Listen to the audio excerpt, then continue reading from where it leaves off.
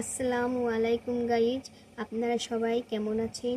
আশা করি আল্লাহর রহমতে অনেক অনেক বেশি ভালো আছেন। আমিও আপনাদের দোয়ায় অনেক বেশি ভালো আছি। প্রতিবারের মতো এবারও আবার একটি নতুন ভিডিও নিয়ে আপনাদের মাঝে হাজির হয়েছি। তো আজকের ভিডিওতে কি থাকছে আপনারা দেখতে থাকুন।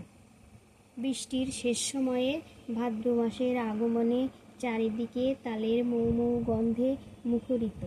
আর এই সময়ে তালের সরপুরি, তালের টুসটুসি, তালচুষি, তালের বড়া এবং তালের সপ্তপুরি খাবো না তা তো হয় না গাইস। তো আজ আমি তালের সপ্তপুরি পিঠা বানাবো। তো আপনারা আমার সঙ্গে থাকুন, দেখতে থাকুন। তালের সপ্তপুরি পিঠা তৈরি করার জন্য আমি এখানে তাল নিয়েছি নারকেলের পুর। নারকেলের পুরটা তো আমরা সবাই কম বেশি তৈরি করতে জানি, এর কথা নাই বা বলি। তারপর নিয়েছি মেজারমেন্ট কাপের 1 কাপ ময়দা।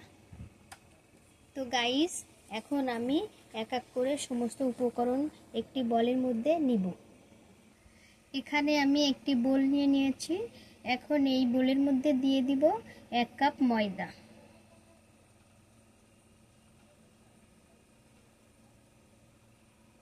এর সঙ্গে দিয়ে দিব তালের পিউরি।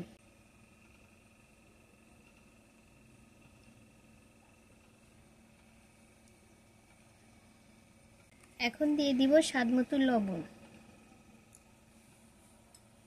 এবার আমি সমস্ত উপকরণগুলো একসঙ্গে মাখিয়ে নেব।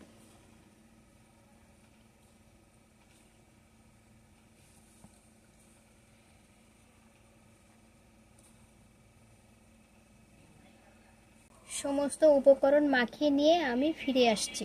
তো গাইস, ফিরে এসেছি। এই যে আমার সপ্তপুরি পিঠার জন্য ডোটা আমার পারফেক্টভাবে তৈরি হয়ে গিয়েছে। এখন আমি পিঠা তৈরি করার জন্য ডো থেকে 1 পিস কেটে নেব।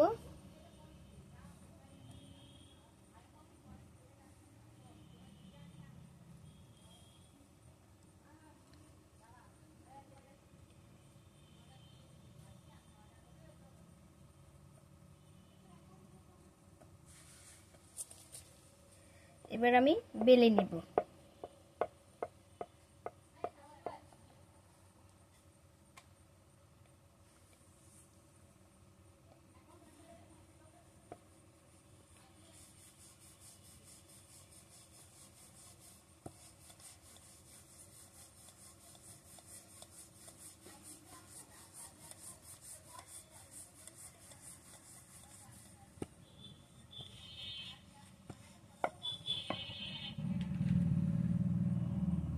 এই যে পিঠা বানানোর জন্য আমি ছোট্ট একটা রুটি তৈরি করে নিয়েছি।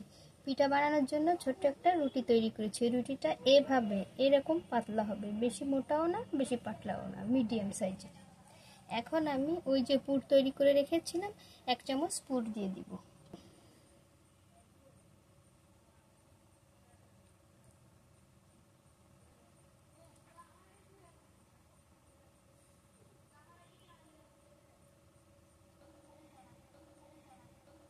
এইভাবে আমি ভাঁজ দিয়ে নিব। মুখটা আমি ভালো করে সিল করে নিব, যাতে করে পিঠাটা ভাজার সময় মুখটা খুলে না যায়।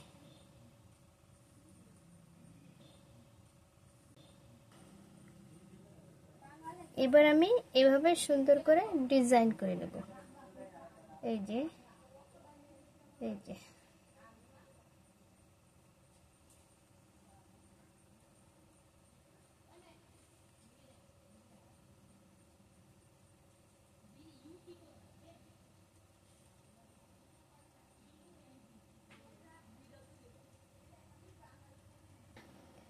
সুন্দর মতো আমার একটা সপ্তপুরি পিঠা হয়ে গিয়েছে গাইস। এই যে দেখুন।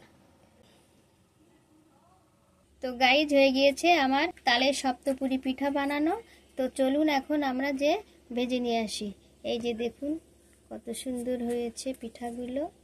এবার আমি পিঠাগুলো ভাজতে নিয়ে যাব।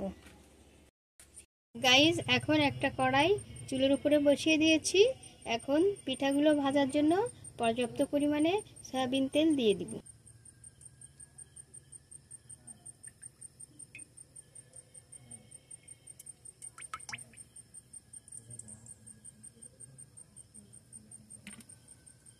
এবার আমি পিঠাগুলো ভেজে নেব।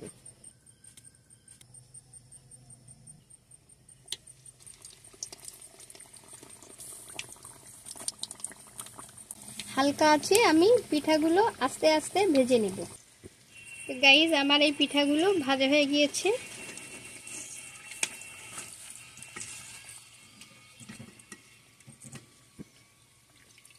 এই যে দেখুন গাইজ কত সুন্দর কালার এসেছে, কত সুন্দর লোভনীয় হয়েছে। একইভাবে আমি অন্য পিঠাগুলো ভেজে নেব। তো গাইজ হয়ে গিয়েছে আমার তালের সপ্তপুরি পিঠা বানানো। আমার এই ভিডিওটি যদি আপনাদের ভালো লেগে থাকে তাহলে পাশে থাকুন, লাইক শেয়ার কমেন্ট সাবস্ক্রাইব করবেন। ফিরে আসবো নতুন কোনো ভিডিও নিয়ে। সেই পর্যন্ত আপনারা ভালো থাকুন, সুস্থ থাকুন। আল্লাহ হাফেজ।